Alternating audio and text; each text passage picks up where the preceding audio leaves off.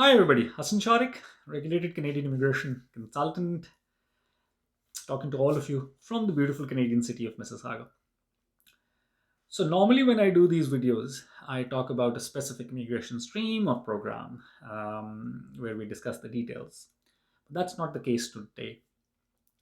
I wanted to discuss my thoughts on the Canadian immigration system um, in context of the express entry round of invitation that we saw yesterday on 13th of February, where 27,000 invitations were issued to people from the Canadian experience class.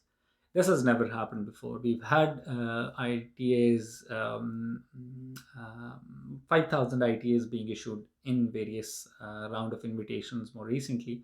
Nobody would have even dreamt of 27,000 invitations in one particular draw. Um, for those of you who've been watching my videos since the beginning, it's been about a year. One thing that I keep emphasizing is that in terms of Canadian immigration, nothing stays the same. There are ups and downs. So one of the takeaways from this particular draw, one of the messages that I would want to convey is that things will not remain the same in terms of Canadian immigration. For those who have options right now, don't wait, because programs, if they're open right now, you never know when they close. You come back after 6 months, uh, it's all gone. For those of you who do your research at this stage and you're not able to find some options suitable for you right now, don't lose hope. If the scores are very high, it doesn't mean that they'll stay over there. What is important is that if you're really interested in Canadian immigration, you have to take some steps. You have to do certain actions. So, if you are meeting basic eligibility, then you need to proceed with your language ability test. You need to have your ECA done and be part of the pool. Um, if you're not able to find many options yourself, you can do a lot of research. All information is there on various websites, the Government of Canada website, the different provincial immigration websites. So you can do your research on your own. If you think that you're not able to find such options, or you don't have the time to do all this research and do that comparative analysis, then use professional services, use an RCIC, use an immigration lawyer, and book a consultation session. Don't pay fees for your PR or anything. Book a consultation session wherein you provide all your details and have your profile assessed as to what possibilities are there. Because as professionals, we can suggest that these are areas of improvement where there is possibility, or we could tell that these are some of the programs where you're very close to the margin, and you might have possibility in the future. First takeaway, um, don't lose hope, or don't delay the processing. If you are close to the qualifying marks right now, start the process ASAP. If you are not very close, don't just give it up. Have your language test done, have your ECA done, and be part of the pool.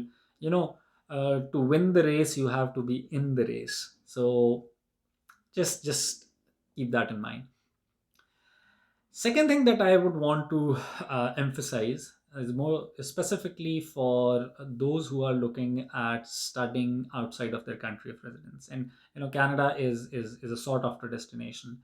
On a daily basis, we get to have these queries coming in from people, and then I do these paid consultation sessions with clients who want to know as to which province or which PR program will they be eligible for if they study in Canada.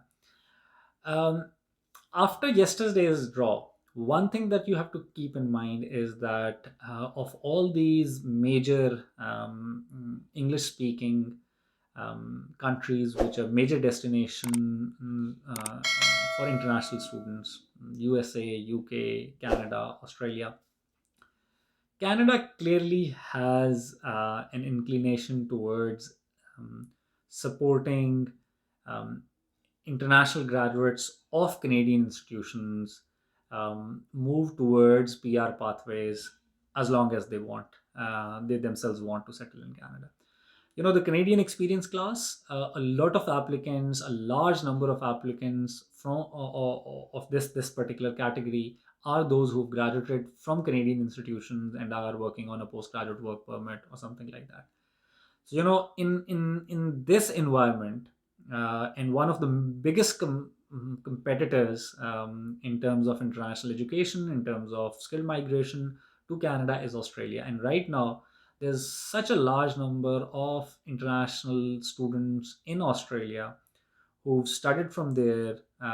They've graduated, they've been working, but they're not able to qualify for PR. And on the other hand, on the other side of the planet, Canada has, in these COVID situations, actually gone on to prioritize, give preference to people who've graduated from Canadian institutions and now have Canadian work experience, in a way that they've provided them with this opportunity of a PR pathway.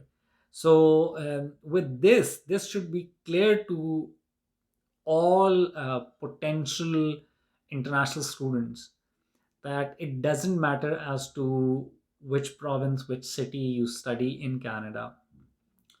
The system has a preference for graduates of Canadian institutions. The immigration policy will help and support you. What you should be aiming at is, what program would you want to study? So, which institutions suit you in terms of your career aspirations, your budget, the admission requirements, where do you meet those? Pick an institution on that basis, make the best out of your time during those studies, get the exposure, and then uh, one way or the other, a federal program, a provincial program, a regional pilot program, after a year or 2 years or 3 years of your graduation, you will be able to find PR pathways if that is something that you're looking for. So these are the two takeaways that I wanted to discuss with all of you after yesterday's draw and after digesting that large round of invitation that we had. Um, and re-emphasize this fact that you should not be losing hope. If it is tough, it will not always be tough. And the other fact that I mentioned. So that's all. Signing off now. Will try my best to come up with more videos. I have not been all that active in terms of making videos lately. Been very busy with the clients, with the immigration files. So hopefully we'll be back with another program specific video. Till that time, take very good care of yourself and your families. Bye bye and Allah Hafiz.